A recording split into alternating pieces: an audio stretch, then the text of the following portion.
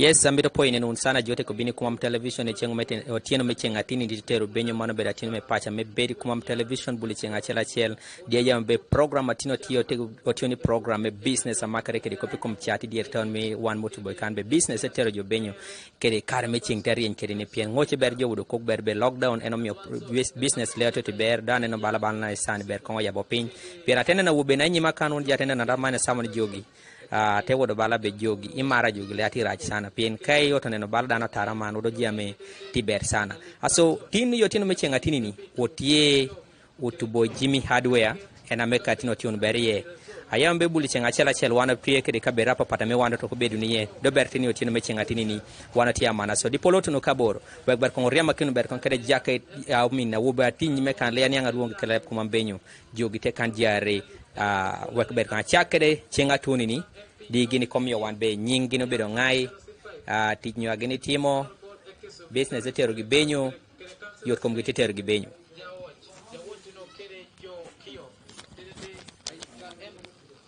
Yes, apoyo neno sana. Apoyo neno sana. Atemot. Atemot sana. Nyere kere nyinga ngai. Ngewara jo. Ediku Charles. Ediku Charles. Ediku Charles. Otino mechenga tinti tel benyo. Otino mechenga tinti tera betwatwal late garage business short momot. Mana ber sana. Aso chingi kuno mi da ko ber microphone ber dunga wotino ber win ko patela re mor bite ber. Yes, au bite benyo. Temot. Temot. Atene ni balo sediti ko mi kana roma ba. Jal sediti ko mi. Jal sediti. Business setero benyo. Temomot. Yam kom di duante malo ko be kere par moro kene mana be TV me patch mana be ko television. So what did it mean? What did you momot? What did it momot? Mana be sana. Nyo mi tora yam na chela re kom jamu na me woni chato ni kana me tora konyo wano. Take the cement, take the bati, take the wire me beam, take the jamu de de. You no kere jamu de. Nyuto bala be kango atemito. Wire me beam atemito nyo kere nyo go du chato ro di kan mam. Tie jamu de tie. Okay, mana ber sana. Aso, wag ber kong adok no ko ber kong tuni but eja kai. Aso ayam muno bebule sawa chela chel wana chekan kade program sa me papat. Do tim ber kong otie kamulong be Jimmy Hardware. Mam olunga mana no? No. Ar ko kilo ko nyanga pa. Le no. Nyenge no. Ana me radio ngede twatwal. Weka ngebe ko de teri ber. Sana. Yot kom da tie. Ber twatwal. Aso nyo edwara yamone wa kan kere jamna mi de chat mo kere de chat mo kere. Tekere jame kan to tekere waya mes angol bas abao na batin semet security jame du chama ko kere ko be gedu du chekan. Ame itwara woro jame ko du chikan mam. Jame du kitie. Akara mi to gero goropa. Wodo jame du. Yes. Aso li harmony yang ber bala be abon itemi ono jia abon chakare siling adi pakaji siling adi. Abon welgi yot sana kai mi to bine uro ge wala yot tekere 4x2 tesik mi kanyare 6x2 tesik mi ata mi achel 0x2 tesik mi kanya pe 0x4 uro tesik mi ata mi achel ko ro Fesha bote uro tesik mi ata mi kanya wel mera yot sana. Wela yoti no. Aso kama otenen momot ya ikum ko pami yamogo.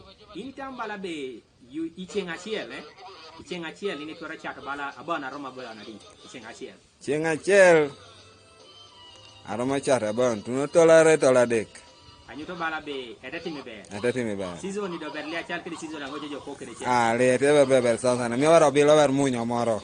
Eber sana. Eber swatwa. So kama do kitu me yot nyoami de chak ne wa yot kani wela yot. Wela yot tekere abati kano tekere chaka plate plain tie. Angles ba tie jama mako jama ke korosoni tie. Angles ba ideti munene jo benyo. Mago welgi yot watwa. Welgi yot. Isiling adi. Tie otarwe kenyuni. Tomi kenyuni. Tomi ongon. Kere jama ke ko kura udo mago udo talacheli tomi kan talacheli tomi kanya pe welgi yot sana kai mi to udo jama bi kana waka.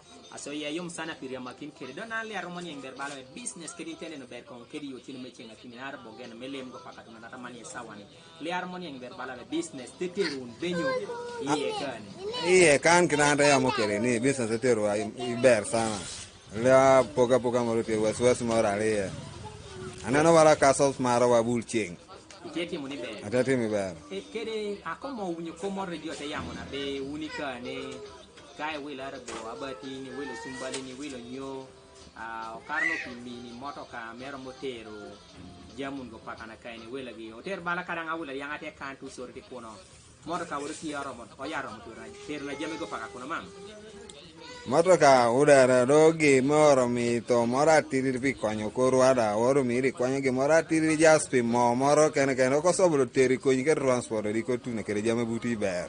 Yes, pien kere manga to unyo kere mote yamo be uniti uno kere motoka kana me kada na wila ge mora arba bati arba wilo nyo ye mot kana toro kwanya bati kere jame go di ko tero pakana kaya turki arbi ni wil arbo turki lu marbo turki tuwa edo mot kana tero do jame ko to no nanga mo unyo bala udo ko tamana mano ruonga no tie matin lebero ko mabe tie ko mateni. Okay.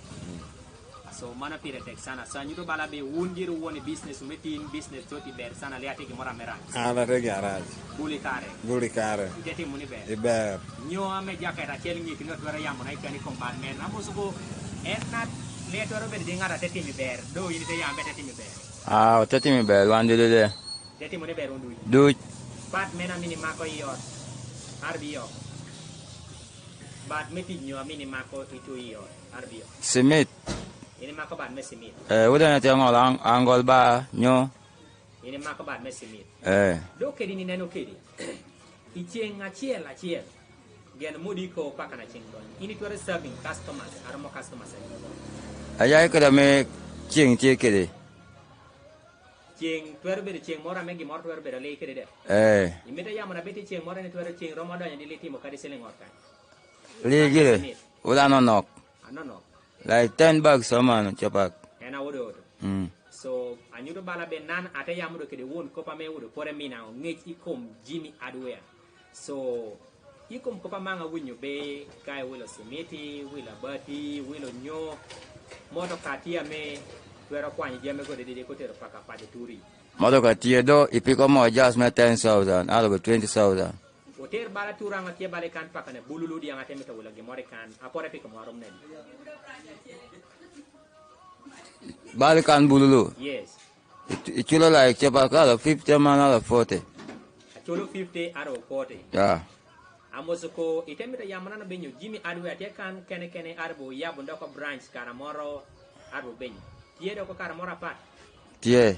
Do ika pat no Jimmy Adware me kapada twara odere kabel mulung betuwa ino. Alwa opposite police. Opposite police. Yeah.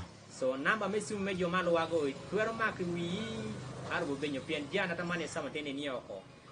Bedo jame nanti do wunyo ko kum Jimmy Adware be gini nge pon metriting customers arbo nge pon mego ko customers ka customer gule jamu na toti buki tie kade moto ka metero kwanya jamu pakana tero paka turi so iye pon nyomi atwero mino jodi ko twero piwuro un kede berbal nani esani taw mutu boy kana wegdo ber komalowa un jodi bad meni utu boy Bata Road opposite Goropa.